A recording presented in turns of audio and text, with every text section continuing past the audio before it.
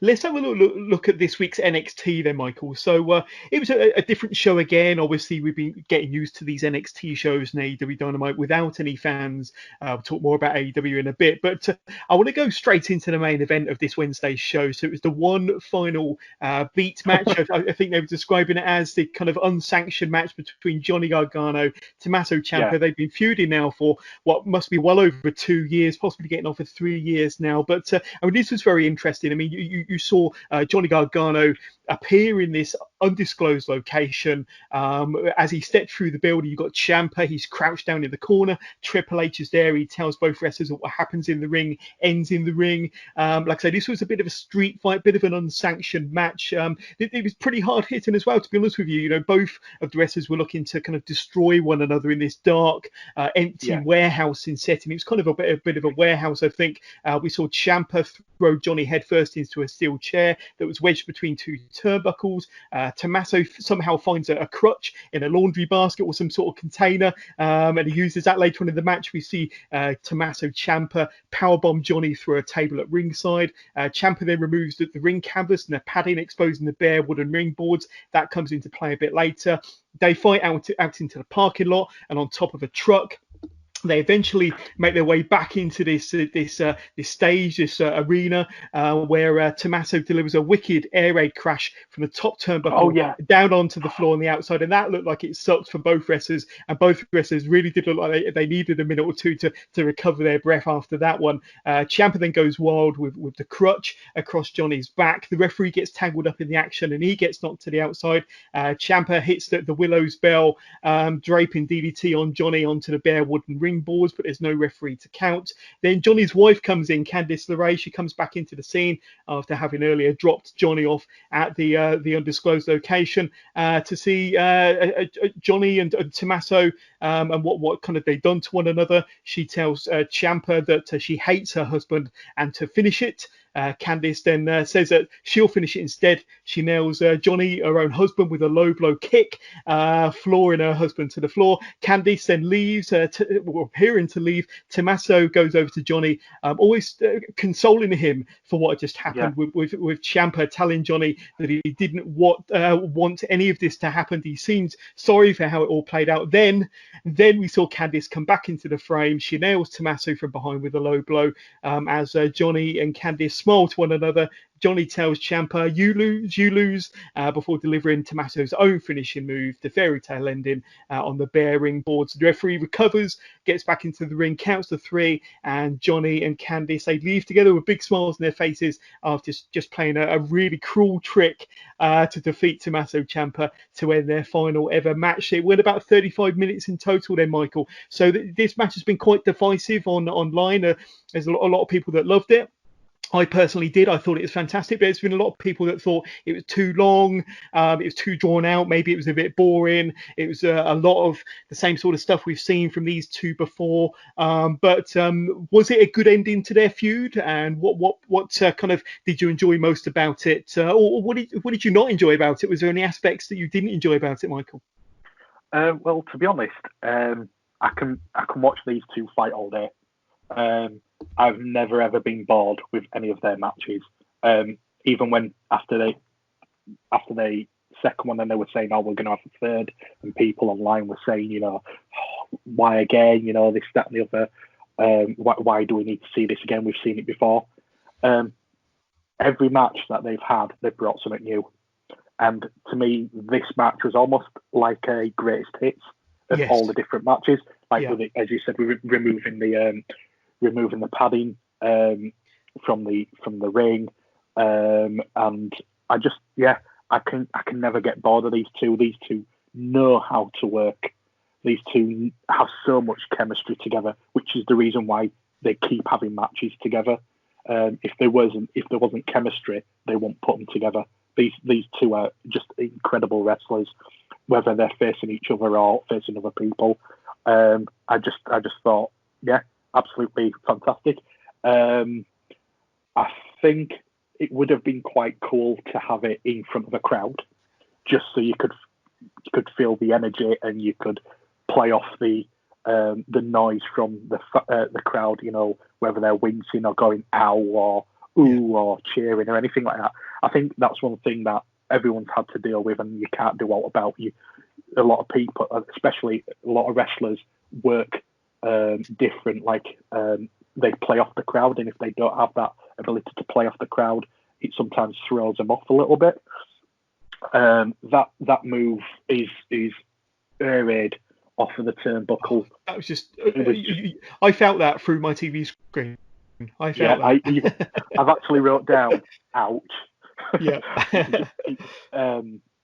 But again, I mean, I've had the privilege of seeing Ciampa live on an indie show in the UK, and when he worked for Ring of Honor, and the way that he worked then and the way that he works now is exactly the same. He's never lost a step. He's just an incredible wrestler. But these two know they know what's asked of them. They know what they can do. They know how to bring in a crowd. They know how to keep the attention on them.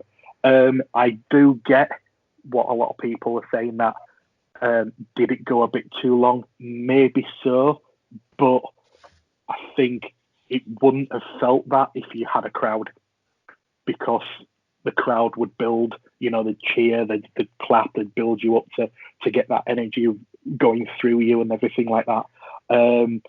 But I think I've seen matches that have gone way too longer than they should have. That should have lasted 5-10 minutes and they've been given 20-30 minutes. But me personally, I think this match was given the time that it needed. Yeah.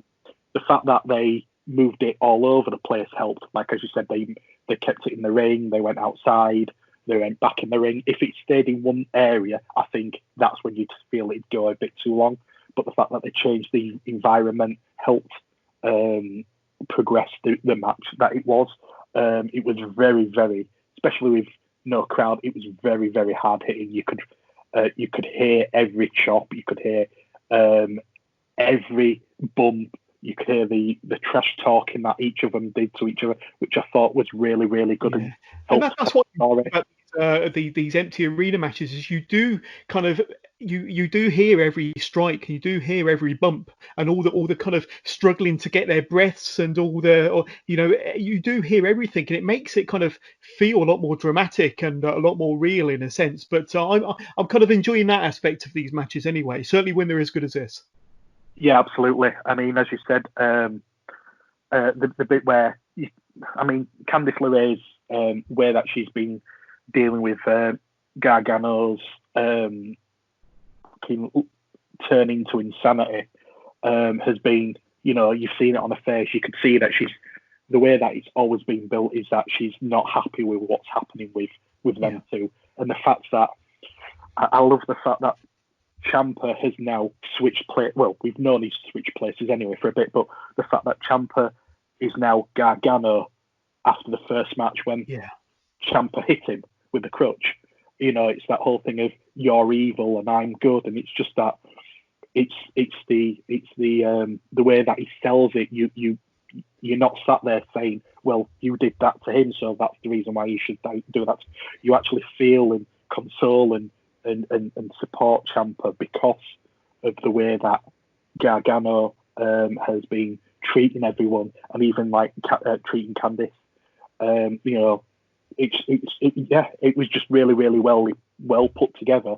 I was very, very not concerned. I was very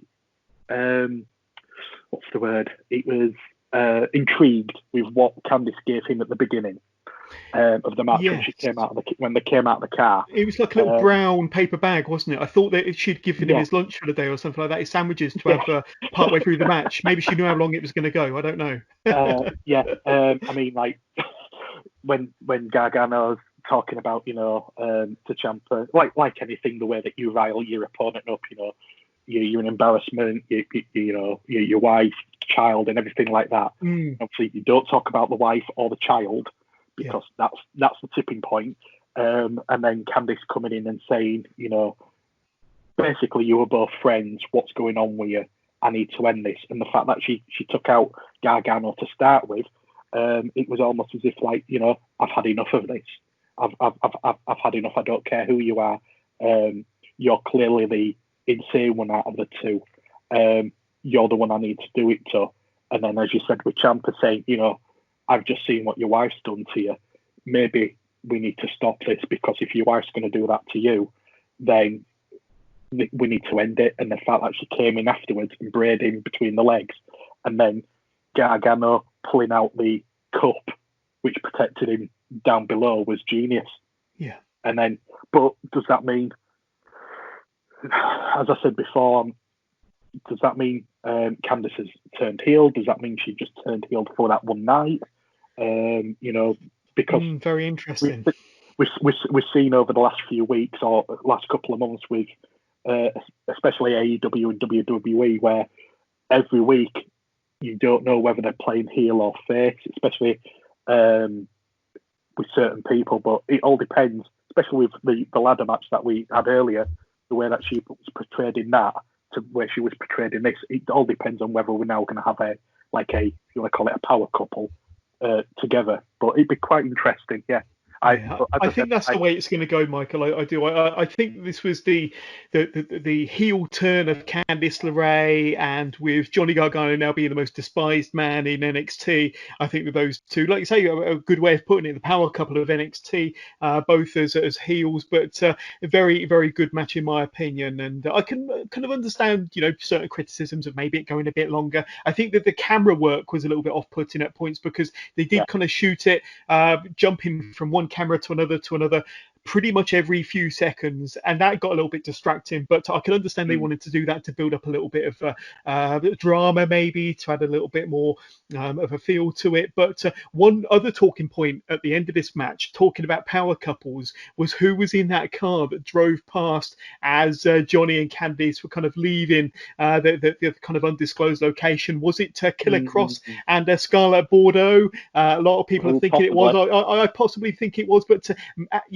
maybe there's some sort of connection there involving Killer Cross and Tommaso, or Killer Cross and Johnny. We don't know, but that's kind of an interesting little thread that's going to keep us dangling. But I want to talk about that 6-woman ladder match then, Michael. So it actually kicked off the show, and as you rightly said, during this match, Candice was a baby face, but she did seem to do the turn, certainly in that end segment, but she was a baby face for this one.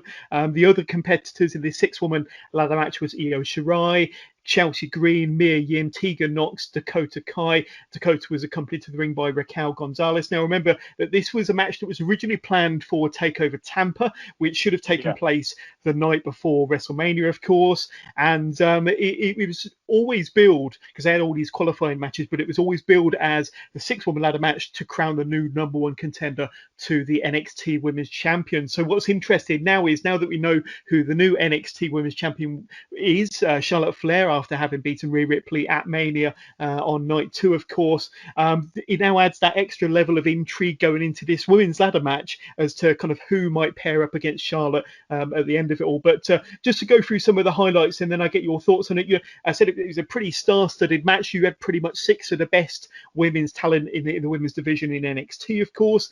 We saw the ongoing feud between Dakota Kai and Tegan Nox play out during this match as well. All 6 had their time to shine, and they had their time to, and the chance to climb the ladder and to reach for the briefcase. But we saw Io Shirai. She catapulted Mia Yim face first into the ladder, which was set up in the corner, before performing a huge dive onto the rest of the women on the outside. Even Raquel Gonzalez, she wasn't officially part of this match, but she got involved. But she was made a bit of a non-factor thanks to a bit of a choke slam power slam combo off the ring apron through a table on the outside from Tegan Nox and Mia Yim. That was pretty impressive. Then Dakota Kai, she kicked Tegan off the side of the ring through a ladder that was set up as a bit of a bridge between the ring apron and the barricade on the outside. And the end of the match was pretty awesome when you had Candice LeRae, Io Shirai battling it out on top of the ladder. Io knocks Candice off the ladder, crashing through the ladder that was previously used earlier on in the match down below, and then Io climbs, grabs the ladder, grabs the briefcase, unhooks it, and she is now the new number one contender for the NXT Women's Championship. And we all know that that's going to be a bit of a dream match that we can all look forward to. I think a lot of people were annoyed to a certain degree when Charlotte won, but when you look at Io Shirai on paper against Charlotte Flair, that's a match that you can get excited about. Now, Michael, just give us your quick thoughts on this one, and then that potential dream match down the road of Io Shirai and Candice LeRae and Charlotte Flair, of course.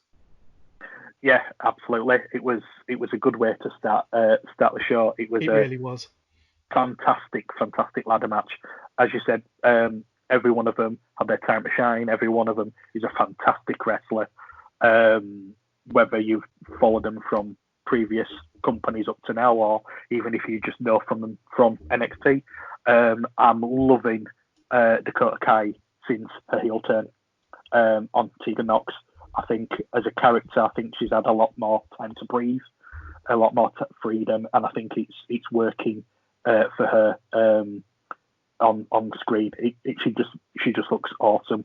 One thing that you left out, which I put down, was Chelsea Green's bulldog to Shirai on the ladder. Looked a bit nasty at the very start of the match. It didn't. The way that the camera looked, it was almost as if she caught it full on without being able to protect herself. But clearly, she was all right because she didn't bleed from it. I just thought, yeah, it was a solid match. It's a shame that it wasn't on a big stage because it deserved it. You know, you had the faces taking on all taking the turn taking on Dakota Kai, which was nice because obviously falling back from War Games. The double team, as you said, the double team to Gonzalez through the table was you could see it was coming, but it was quite cool to see who was going to put her through it. As you said, Mayhem and Tegan Nox helped. But yeah, I just thought it was NXT have got a very, very good strong women's division. Very strong, yeah. Over it, if you look at both of them, NXT is one that shines regarding the women's division. They've got some fantastic wrestlers that have got many years under the belt. And Io Shirai, I think, again, same with Dakota Kai, since going down the dark route, turning over to the dark side. Sorry, I think it's helped her as a character and helped her build as a wrestler because she was incredible in it. I think it's the right person out of all of them. I think it's the right person to win because of the potential. Well, as we know, the dream match that's coming. Everyone else can take a loss. You've got quite a lot of people there that have the ability to have a feud amongst themselves without having to go for that belt. They don't need the belt to make a name, as we've seen from that division. But I do think that out of that lot, I would have picked Io Shirai to take on Charlotte as a first person to challenge for the NXT Women's Championship. Well, let me ask you then, Michael. So I mean, obviously, you know, it's a bit of a dream match on paper, Io Shirai versus Charlotte Flair with the NXT Championship on the line. Should they hold off and keep this match, build a good storyline to it until fans are allowed back in Full Sail or in the Performance Center when they can have fans back in the arena to appreciate this, or maybe blow it off at, you know, a takeover before maybe SummerSlam or the Survivor Series, but kind of don't blow this one off too soon when we don't have any fans in the arena. Wait and build it up properly as the big special match that this is, that it deserves, until, you know, 15, 20,000 people can see it in an arena. Yeah, absolutely. I think what they should do, because obviously years ago you had if you don't compete within 30 days, you have the belt taken off you. That doesn't always work, especially when you look at the likes of Brock Lesnar. What I would say is how I would build it would be that, yes, you are the number one contender, but Charlotte then tells her that she needs to prove to her that she has a title match. It doesn't matter whether you're number one contender. It doesn't matter who you are. It doesn't matter what you've done in the past or anything like that. Charlotte Flair is on a different level to everyone else. As she said in her interview afterwards, you know, the belt doesn't make the woman makes the belt. And I thought that was a fantastic promo she did. I think how I would have it was build her saying that, yes, you are who you are, but I don't think you're at my level yet. Prove it to me, and put her on this journey to hopefully get to the point of getting, as you said, to a takeover at SummerSlam, because it's not SummerSlam. Yeah, SummerSlam, sorry. Because you're only like 3 months away. Yeah. You're only about 3-4 months. So, and the fact that they're only doing about an hour to an hour and a half a show, and they're only putting on 3 matches a day, 3 matches, maybe 4 matches a show. Yeah. You don't need them to be on it every week. If you're having a 3-hour show like Raw, then that's fair enough. But you don't need your champion and your challenger to be on it. You can even do vignettes. You can even put a posting saying, I'm not here because, you know, I'm staying at home, I'm the champ, I'm resting, you know, you want the best of me, I want the best of you. You could build it that way. You don't have to have them in the ring. Like we were saying about the Revival, you could put video packages out there and just build them on social media. You could use a social media angle, you could use backstage video footage, and you could just build them to a really, really good match that people are clambering for, than having it just blow off next week, for instance, which is what I hope they don't do. They don't just blow it because it's something that they need to do for ratings to beat AEW.